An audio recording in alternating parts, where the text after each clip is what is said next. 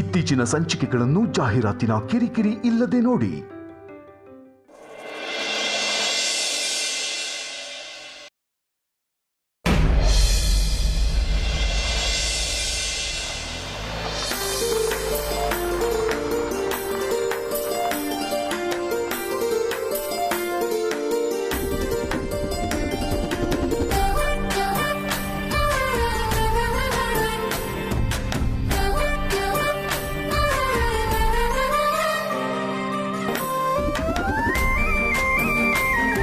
ಪಾಪ ಆರ್ತಿಯವರು ಯಾವತ್ತೂ ಏನೂ ಕೇಳಿದವರಲ್ಲ. ಇವತ್ತು ಅಟ್ಲೀಸ್ಟ್ ಮಾವಿನಕಾಯಿ ಕೇಳಿದ್ದಾರೆ. ಇದನ್ನು ಕೊಡಲಿಲ್ಲ ಅಂದರೆ ಅವ್ರ ಗಂಡನಾಗಿ ವೇಸ್ಟ್ ಫೆಲೋ ಅಂತ ನಾನು. ಈಗ ಈ ಟೈಮಲ್ಲಿ ಇಷ್ಟೆಲ್ಲ ಎಫರ್ಟ್ ಹಾಕಿದ್ಮೇಲೆ ಮಾವಿನಕಾಯಿ ನೋಡಿದ್ರೆ ಅವ್ರು ಇನ್ನೂ ಖುಷಿ ಪಡ್ತಾರೆ.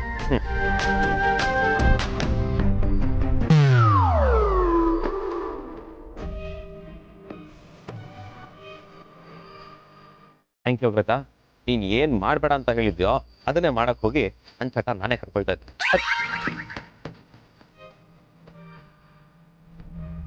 ಇವಾಗ ಒಳಗಡೆ ಹೋಗೋಕ್ಕಾಗಲ್ಲ.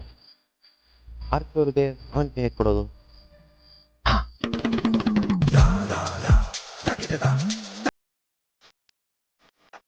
ಅಯ್ಯಯ್ಯೋ, ಇದು ಹಾಲಿನ ಕಿಟಕಿ. ಆರ್ತಿಯವರು ರೂಮಲ್ಲಿ ಇರ್ತಾರಲ್ವಾ, ಕರೆಕ್ಟ್.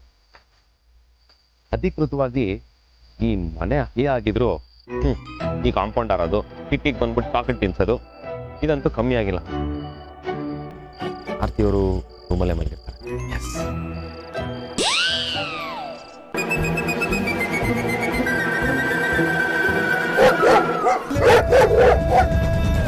ನೇಮಿಗಳಿಗೆ ನಾಯಿಗಳು ಕಾಟಗಳು. ಆರ್ತಿಯವ್ರಿಗೆ ಇವಾಗ ಅಂತ ಹೇಗೆ ಕೊಡ್ಲಿ? ಸಿಂಪಲ್, ತರದು ಕೊಡೋದಷ್ಟೇ. ನೋ, ಈ ವಿಷಯ ಏನಾದರೂ ಮಾವನ್ ಗೊತ್ತಾದ್ರೆ, ಈ ಟೈಮಲ್ಲಿ ನಾನು ಮಾವನ ಕೈ ತೊಗೊಂಬಂದಿದ್ದೀನಿ ಅಂತ ಗೊತ್ತಾದ್ರೆ, ಆರ್ತಿಯವರು ಈ ಟೈಮಲ್ಲಿ ಕೇಳಿದಾರೆ ಅಂತ ಗೊತ್ತಾದ್ರೆ, ನನ್ನ ಅಗ್ರಜನ ಆರ್ತಿಯವ್ರನ್ನ ಪಕ್ಕ ಹೊಗೆ.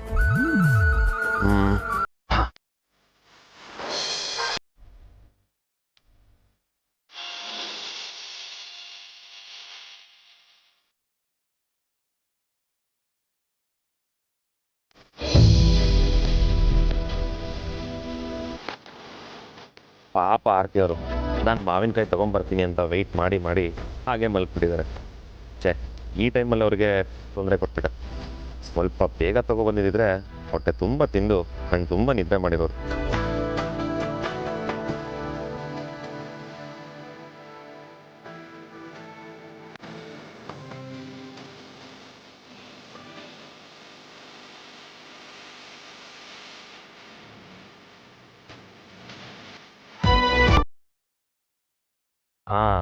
ಈಗ ಮಾವಿನಕಾಯಿ ಕೊಟ್ಟರೆ ಚೆನ್ನಾಗಿರಲ್ಲ. ಆರ್ತಿಯವ್ರಿಗೆ ಆಟ ಆಡ್ಸ್ಬಿಟ್ಟು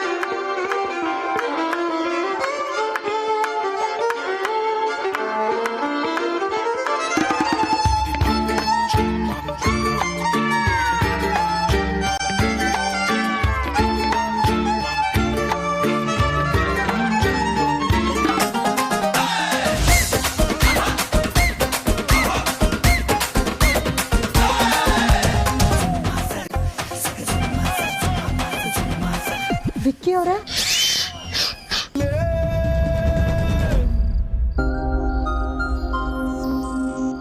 ಹೆಂಡತಿ ಸ್ವಲ್ಪ ನಿಧಾನಕ್ಕೆ ಮಾತಾಡ್ರಿ, ಅಂಜು ಎದ್ಬಿಟ್ರೆ ಕಷ್ಟ.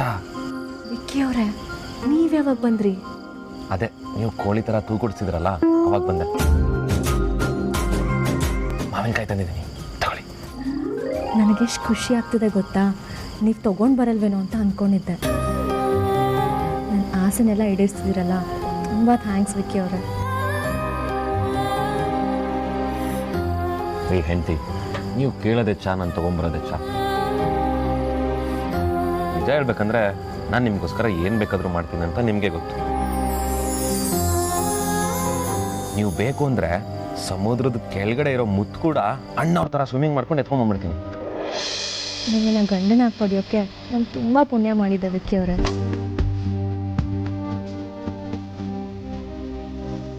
ಸರಿ ಸರಿ, ಮಾವಿನಕಾಯಿ ತಿನ್ನಿ.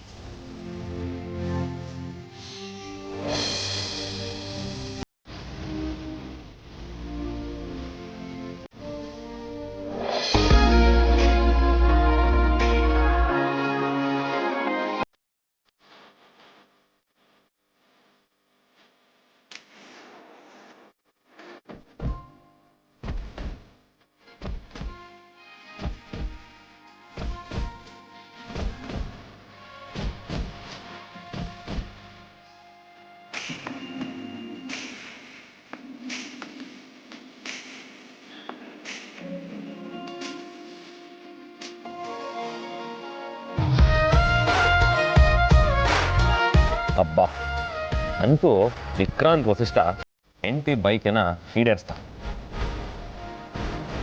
I am great. I no.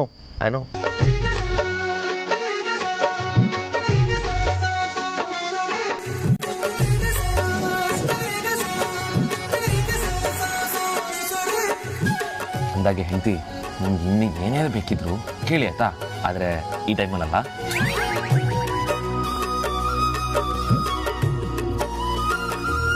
ಆದರೂ ವಿಕ್ಕಿ ಅವರೇ, ನಾನು ನಿಮಗೆ ತುಂಬ ತೊಂದರೆ ಕೊಟ್ಬಿಟ್ಟೆ ಅಂತ ಅನಿಸುತ್ತೆ.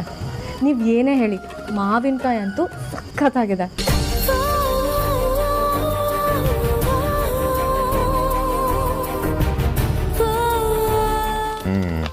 ಅಂದರೂ ಈ ಟೈಮಲ್ಲಿ ರೆಸ್ಟ್ ತೊಗೊಂಡಿದ್ದು ಸಾರ್ಥಕ ಆಯಿತು.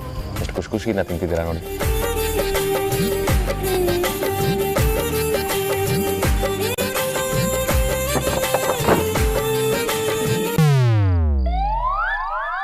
ಹೆಂಡತಿ, ನಿಮ್ಮ ಮನೆ ಮೇನ್ ಡೋರ್ ಓಪನ್ ಆಗಿದೆ.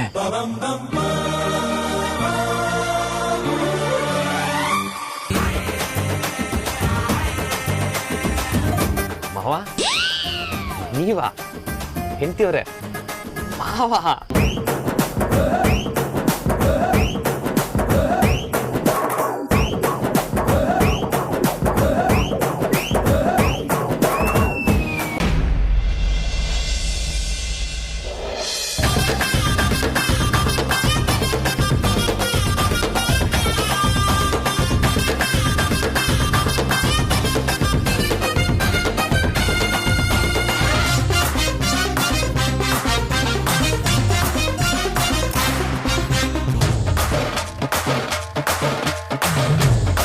ಅದು ಮಾವ, ಏನಾಯ್ತು ಅಂದ್ರೆ ಗೊತ್ತಪ್ಪ, ನೀನು ನಿನ್ನ ಹೆಂಡತಿನ ನೋಡ್ಕೊಂಡು ಹೋಗೋದಕ್ಕೆ ಬಂದಿದ್ದೆ ಅಂತ. ಅಲ್ಲ ಮಾವ, ಆರತಿಯವ್ರು ಫೋನ್ ಮಾಡಿ ಆರತಿಯವ್ರು ಫೋನ್ ಮಾಡಿ ಮಧ್ಯರಾತ್ರಿಲಿ ನನಗೆ ಮಾವಿನಕಾಯಿ ತಿನ್ಬೇಕು ಅಂತ ಅಂದರು. ನಾನು ಈ ಟೈಮಲ್ಲಿ ಎಲ್ಲಿ ಸಿಗುತ್ತೆ, ಕಷ್ಟ ಆಗುತ್ತೆ ಅಂದರೆ ಕೇಳಲೇ ಇಲ್ಲ. ಅದಕ್ಕೆ ಎಲ್ಲೋ ಅರೇಂಜ್ ಮಾಡಿ ಇಷ್ಟೆಲ್ಲ ಸರ್ಕಸ್ ಆಯಿತು. ಏನಮ್ಮ ಆರ್ತೀನಿ, ಇಷ್ಟೊತ್ತಿನಲ್ಲಿ ಮಾವಿನಕಾಯಿ ಕೇಳಿ ನಿನ್ನ ಗಂಡನಿಗೆ ಡಿಸ್ಟರ್ಬ್ ಮಾಡೋದಾ? ಇನ್ನೊಂದು ಸ್ವಲ್ಪ ಹೊತ್ತಿನಲ್ಲಿ ಬೆಳಗ್ಗೆ ಆಗಿರ್ತಿತ್ತು. ನನಗೆ ಕೇಳಿದಿದ್ರೆ ನಾನೇ ಹೋಗಿ ತೊಗೊಂಡು ಬಂದು ಕೊಡ್ತಿದ್ದೆ.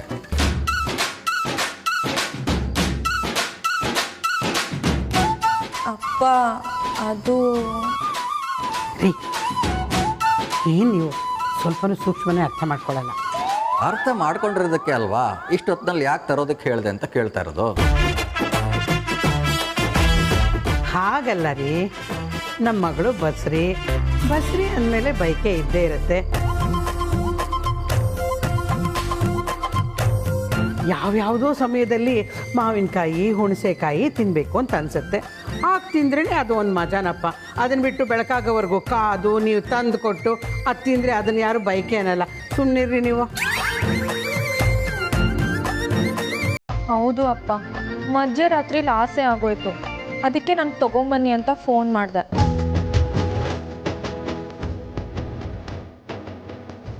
ಅದ್ರಲ್ಲಿ ತಪ್ಪೇನಿದೆ ಅಪ್ಪ? ಆಯ್ತು, ಈ ರೀತಿ ಅರ್ಧ ರಾತ್ರಿಲೂ ಬೈಕೆ ಎಲ್ಲ ಇರುತ್ತೆ ಅಂತ ನನಗೆ ಗೊತ್ತಿರಲಿಲ್ಲ. ವಿಕ್ರಾಂತು, ನಿನ್ನ ಹೆಂಡ್ತಿನ ಮಾತಾಡ್ಸೋದಕ್ಕೆ, ನಿನ್ನ ಹೆಂಡ್ತಿಗೆ ಏನಾದ್ರು ಕೊಡೋದಕ್ಕೆ ಕಿಟಕಿ ಹತ್ರ ಎಲ್ಲ ಬಂದು ಯಾಕೆ ಸರ್ಕಸ್ ಮಾಡಬೇಕು? ನೇರವಾಗಿ ಬಾಗಿಲು ತಟ್ಕೊಂಡು ಒಳಗೆ ಬರೋದಲ್ವಾ?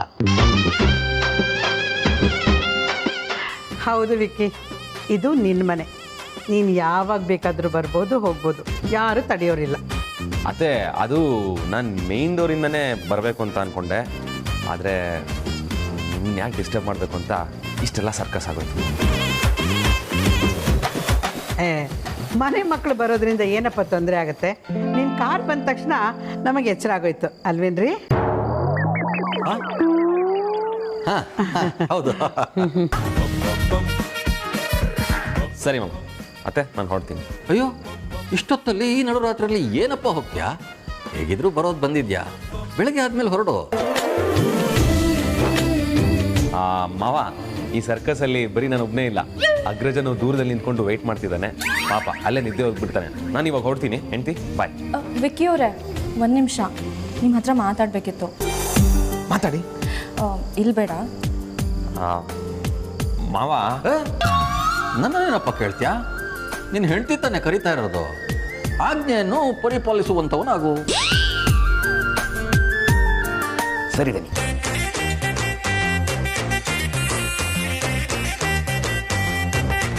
ರೀ, ನೀವ್ಯಾವತ್ತು ಪರಿಪಾಲಿಸಿದ್ರಿ ಆಜ್ಞೆನ?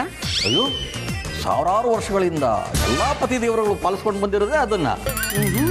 ಎಲ್ಲರೂ ಪತ್ನಿ ವಾಕ್ಯ ಪರಿಪಾಲಕರೇ.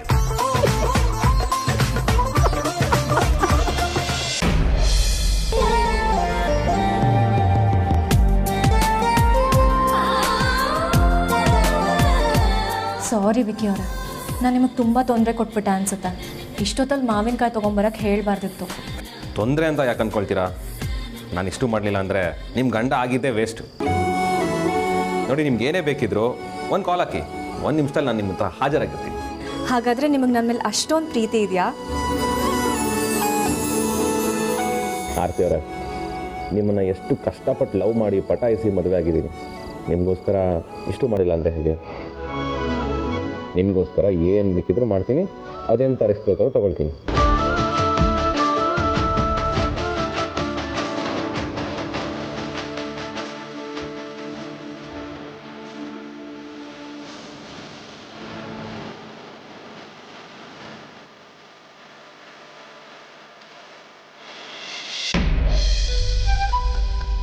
ರೀ ಹೆಂಡ್ತಿ, ಏನಾಯಿತು?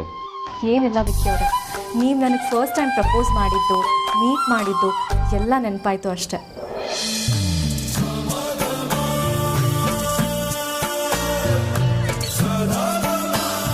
ಅಯ್ಯೋ ಹೆಂಡ್ತಿ, ನಾನು ಮರ್ತುಬಿಟ್ಟಿದ್ದೆ. ಪಾಪ ಅಗ್ರಜ ವೆಯ್ಟ್ ಮಾಡ್ತಿದ್ದೆ ನನಗೋಸ್ಕರ. ಬರ್ತೀನಿ ನಾನು. ಬಾಯ್ ಬಾಯ್, ಮಿಸ್ ಯು. ವಿಕ್ಕಿ ಅವರೇ, ಒಂದು ನಿಮಿಷ, ನಂಗೆ ಇನ್ನೊಂದು ಆಸೆ ಇದೆ. ಹೌದಾ? ಏನು? ನೀವು ತುಂಬ ಚೆನ್ನಾಗಿ ಡ್ಯಾನ್ಸ್ ಮಾಡ್ತೀರಾ, ನನಗೋಸ್ಕರ 2 ಸ್ಟೆಪ್ ಹಾಕ್ತೀರಾ? ಈಗಲಾ? ಹ್ಞೂ, ಈಗಲೇ ಪ್ಲೀಸ್. ರೀ ಹೆಂಡ್ತಿ, ಲೈಫಲ್ಲಿ ಏನೇ ಕಷ್ಟ ಬಂದ್ರೂ ನಿಮ್ಮ ಜೊತೆಗಿರ್ತೀನಿ. ನಿಮ್ಮನ್ನು ಸುಖವಾಗಿ ನೋಡ್ಕೊಳ್ತೀನಿ. ಅಗ್ನಿ ಸಾಕ್ಷಿಯಾಗಿ ತಾಳಿ ಕಟ್ಟಿದ್ದೀನಿ, ಸಪ್ತಪದಿ ತುಳಿದಿದ್ದೀನಿ. ಇಷ್ಟೆಲ್ಲ ಆದಮೇಲೆ 2 ಸ್ಟೆಪ್ ಹಾಕಲ್ವಾ? ಹೆಂಡ್ತಿ, ಅತ್ತೆ ಮಾವ ಯಾರೋ ನೋಡಿದ್ರೆ ನಂಗೆ ನಾಚಿಕೆ ಆಗುತ್ತಪ್ಪ. ನಿಮಿಷ.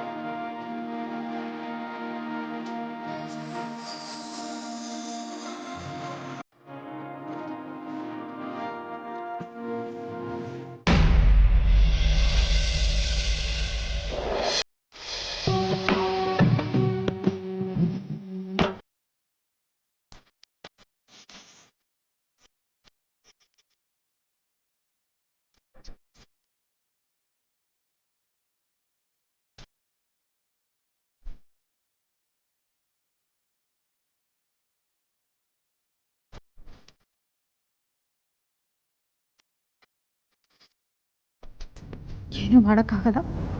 ಪಾಪ ಸಿತಾರ, ಹೆಣ್ಮಕ್ಳ ಜೀವನನೇ ಇಷ್ಟು. ತವ್ರ ಮನೆಗಿದ್ರು ಒಂದಿನ ಗಂಡನ ಮನೆಗೆ ಹೋಗಲೇಬೇಕು.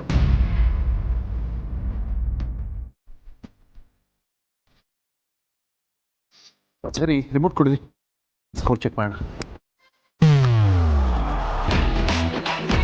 ಯೋ, ಅಷ್ಟು ಒಳ್ಳೆ ಸಾಂಗ್ ಬರ್ತಿತ್ತು, ಚೇಂಜ್ ಮಾಡ್ತಲ್ಲ, ನಿಂಗೇನು ಅನ್ಸಲ್ವಾ?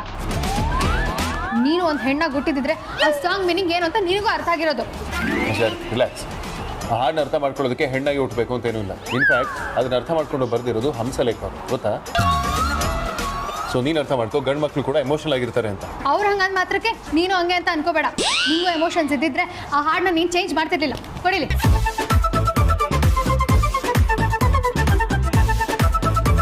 ಯೋ, ಇನ್ನೊಂದು 2 ನಿಮಿಷದಲ್ಲಿ ಆ ಸಾಂಗ್ ಮುಗ್ದೋಗುತ್ತೆ. ಒಳ್ಳೆ ಮಾತಿಂದ ಹೇಳ್ತಿದ್ದೀನಿ, ಕೊಟ್ರೆ ಸರಿ, ಇಲ್ಲಾಂದ್ರೆ ನಾನೇ 6-4 ಬಾರಿಸ್ಬಿಡ್ತೀನಿ. ಈ ಬಜಾರಿ ಮಾತಾಡ್ತಿದ್ರೆ ಯೂಟ್ಯೂಬ್ ಅಂತಿರ್ತೀನಿ, ಅದು ಯೂಟ್ಯೂಬಲ್ಲೇ ನೋಡ್ಕೊ.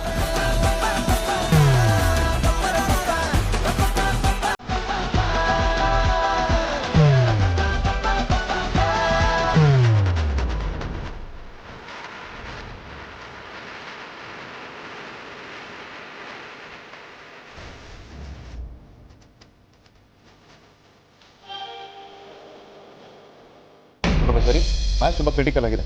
ಹಲೋ ವೇದಾಂತ್, ವಸಿಷ್ಠ ಅವರೇ, IPL ಮ್ಯಾಚು ಫೋನಲ್ಲೂ ಬರುತ್ತೆ, ಫೋನಲ್ಲೇ ನೋಡ್ಕೊಳ್ಳಿ. ಬಜಾರಿ, ಹೆಣ್ಮಕ್ಳು ತೀರಾ ಈ ಲೆವೆಲ್ಗೆ ಇಳಿಬಾರ್ದು. ಏನಾದ್ರು ಗಂಡಂದ್ರು ಅಂದರೆ ಕೈ ಎತ್ತಿ ಮುಗಿತಾರೆ, ನೀನು ಕಾಲು ಕೆರ್ಕೊಂಡು ಜಗಳ ಬಿಡ್ತೀವಿ. ಈ ಬಜಾರಿ ಬುಚ್ಚಿ ನೋಡು, ಬಜಾರಿ ಗಿಜಾರಿ ಅಂದ್ರೆ ಕೈಕಾಲು ಮುರಿದಾಕ್ಬಿಡ್ತೀನಿ. ಯಾರು ಬೇಕಿದ್ರೆ ಎದ್ರಾಕೋ, ಈ ರೌಡಿ ಬೇಬಿನ ಮಾತ್ರ ಎದ್ರಾಕೋಬೇಡ. ನಮ್ಮ ಬಗ್ಗೆ ಹಿಸ್ಟ್ರಿನೇ ಇದೆ, ಕೇಳಿದ್ರೆ ದಂಗಾಗಿ ಹೋಗ್ತೀಯಾ. ಏನೋ ಕುದ್ಕೆಗೆ 3 ಗಂಟೆ ಆಗಿದೆ ಅಂತ ಸುಮ್ಮನೆ ಬಿಡ್ತಿದ್ದೀನಿ. ಇಲ್ಲ ಅಂದಿದ್ರೆ ಏಕ್ ಮಾರ್ ದೋ ತುಕಡ ಕುಯ್ ಅನ್ಸ್ಬಿಡ್ತಾ ಇದೆ. ನೀನೇನು ನೋಡ್ಕೊ.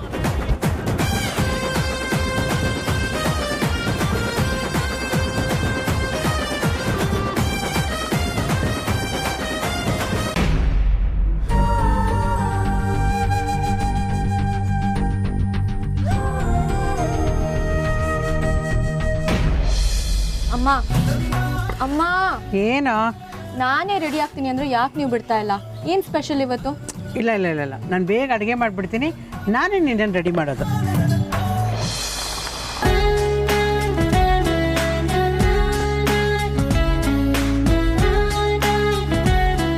ಆಯತ್ತೆ, ಆಯ್ಮವ್ವ, ಗುಡ್ ಮಾರ್ನಿಂಗ್.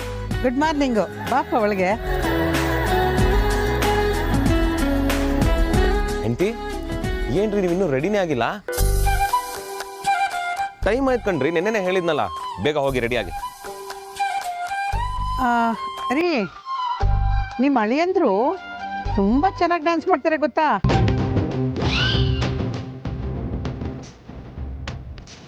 ಬೆಕ್ಕಿ, ನೀವಿಬ್ರು ತುಂಬ ಚೆನ್ನಾಗಿ ಡ್ಯಾನ್ಸ್ ಮಾಡ್ತೀರಾ. ನಾನು ನಿಮ್ಮಿಬ್ರು ಡ್ಯಾನ್ಸ್ನ 4 ಸಲ ನೋಡಿದ್ದೀನಿ, ತುಂಬ ಚೆನ್ನಾಗಿತ್ತು. ಹೌದಪ್ಪರಿ, ರಾತ್ರಿ ಡ್ಯಾನ್ಸ್ ಬೇರೆ ಮಾಡಿದ್ರ ಇವರಿಬ್ರು? ಹೇಳ್ತಿದ್ರೆ ನಾನು ನೋಡ್ತಿದ್ನಲ್ಲ, ಮಿಸ್ ಆಗೋಯ್ತಲ್ಲ.